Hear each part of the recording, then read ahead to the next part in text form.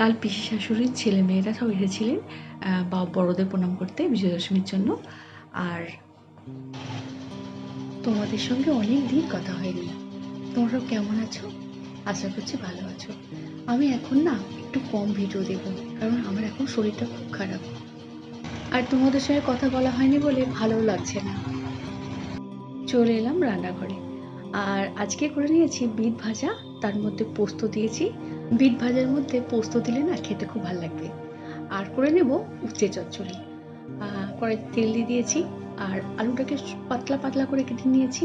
আর আলুটাকে দিয়ে দিলাম, আর তার মধ্যে দিয়ে দিলাম উচ্ছে বা করলা। এটাকে ভালো করে এর সঙ্গে ভেজে নেব। দিয়ে দিলাম পরিমাণ মতো লবণ আর হলুদ। ভালো করে এটা ভেজে নেব। আর সবজি যত ভালো করে ভাজা হবে না, তত সুন্দর খেতে হবে। এই যে ভাজা ভাজা হয়ে গেছে, এবার দিয়ে দিলাম পাতলা পাতলা করে কেটে রাখা কুমড়ো আর বেগুন।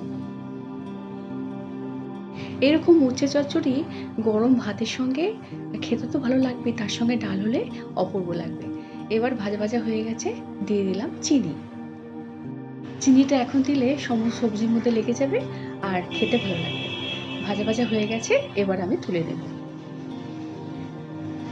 এবারে কড়াটা ভালো করে পরিষ্কার করে নিয়েছি, বড়ি ভেজে নেব। শুকনো খোলায় আগে বড়িটা ভালো করে ভেজে নিয়েছি, তারপর দিয়ে দিলাম সর্ষের তেল। বড়ি সুন্দর করে লাল লাল করে ভেজে নিয়েছি, আর ওই তেলের মধ্যে দিয়ে দেবো কিছুটা রাঁধুনি ফোড়ন, আর দিয়ে দেবো একটু কালো জিরে। এবারে দুটো চেরা কাঁচা লঙ্কা দিয়ে ভালো করে ভেজে নেব। আর এবারে ঝিঝিঝি করে কেটে রাখা পেঁয়াজ এর মধ্যে দিয়ে এবারে দিয়ে দেবো একটা ছোট্ট সাইজের টমেটো কুচি। ভালো করে এটা ভেজে নেব। সুন্দর করে ভাজা হয়ে গেছে। এবারে আগে থেকে যে ভেজে রাখা ছিল বড়ি, আলু, কুমড়ো, বেগুন, উচ্ছে সমস্ত কিছুর মধ্যে দিয়ে দেব। সমস্ত কিছু মেশানো হয়ে যাওয়ার পরে উপর থেকে সামান্য জলের ছিটা এর মধ্যে দিয়ে দেবো, যাতে সমস্ত কিছু সেদ্ধ হয়। এবার দিয়ে দেবো একটু ধনে গুঁড়ো। এতে আমি কোনো জিরে গুঁড়ো দেবো না। ভালো করে মিশিয়ে নেব।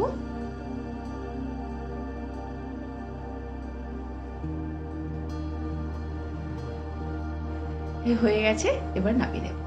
খুবই ইজি রান্না, করতে খুব ভালো লাগবে খেতে। এবারে করে নেব কাতলা মাছের একটু পাতলা ঝোল। কাতলা মাছকে ভালো করে লবণ হলুদ মাখিয়ে নিয়েছি, এবারে তেলের মধ্যে ভেজে নেব।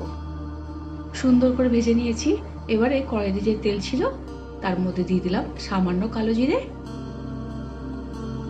এবার দিয়ে দেবো একটু কাঁচা লঙ্কা বাটা। ভালো করে এটা ভেজে নেব। আর এবার দিয়ে দিলাম একটু সর্ষে বাটা। এবার দিয়ে দেবো জল। জলটা দিয়ে ভালো করে এটা ফুটিয়ে নেব। জলের মধ্যে দিয়ে দেবো লবণ হলুদ। আর এবার একটু ফুটে উঠলে মাছগুলোকে দিয়ে দেবো।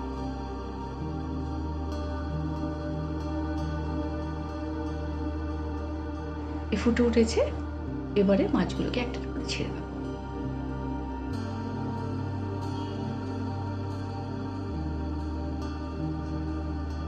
রোজকার রান্নায় একটু হালকা ধরনের খাবার খাওয়াই ভালো, কেননা শরীরটাকে তো দেখতে হবে সকলকে। আর এবারে উপর থেকে দিয়ে দেবো সামান্য সর্ষের তেল। নামানোর একটু আগে দিয়ে দিলাম সর্ষের তেল। এবারে দিয়ে নামিয়ে নেব। এই যে হয়ে গেছে, নামিয়ে নিয়েছি। এবারে করে নেব আলু ফুলকপি বড়ি দিয়ে একটা পাতলা নিরামিষ ঝোল, যেটা দুপুরবেলা গরম ভাতের সঙ্গে অপূর্ব লাগবে। আপনারা করে দেখবেন এরকমভাবে। আর প্রথমে আমি কি করেছি, গরম জল করে নিয়েছি, তার মধ্যে লবণ আর হলুদ দিয়ে ফুলকপিটাকে ভালো করে ভাপিয়ে নেব।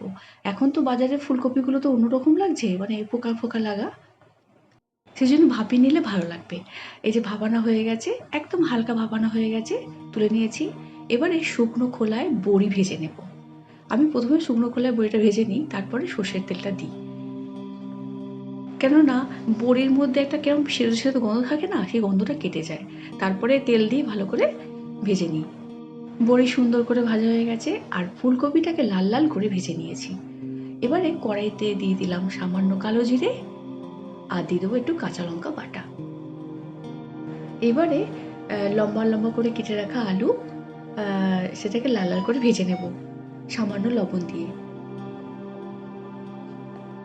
এই নিরামিষ ঝোলটা আমাদের বাড়ির প্রত্যেকেই ভালোবাসে আর খেতে খুব ভালো লাগে। এই লাল করে ভাজা হয়ে গেছে, এইবার দিয়ে দেবো গরম জল। অবশ্যই তরকারিতে একটুখানি গরম জল করে দেবে, তরকারির স্বাদও ভালো হয়, রঙও ভালো হয় আর খেতেও ভালো লাগে।